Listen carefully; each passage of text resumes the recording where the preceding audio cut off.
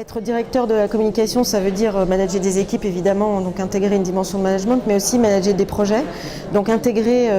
rapidement et de manière nécessaire, ce qui est important pour nous dans notre domaine des salons, une capacité à gérer des rétro-plannings, des dossiers en même temps, enfin une espèce de panel permanent d'interventions qui sont nécessaires. Et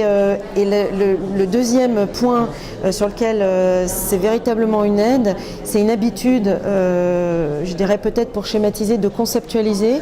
de formuler les choses de manière à être le plus convaincant possible. Alors,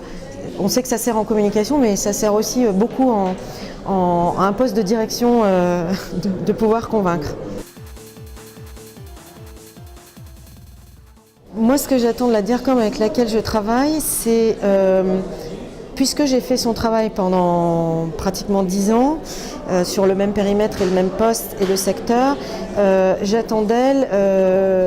la possibilité pour elle de ne pas refaire la même chose, d'avoir un œil neuf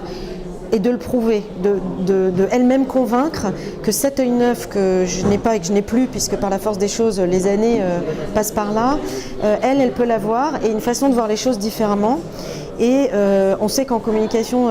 c'est super important de se dire comment je peux faire tel dossier, mais c'est aussi important de se dire si je ne le faisais pas comme ça, comment je pourrais le faire pour reprendre une feuille blanche et reprendre à zéro. Et c'est ça que j'attends d'elle et de son équipe. C'est vraiment une valeur ajoutée que moi,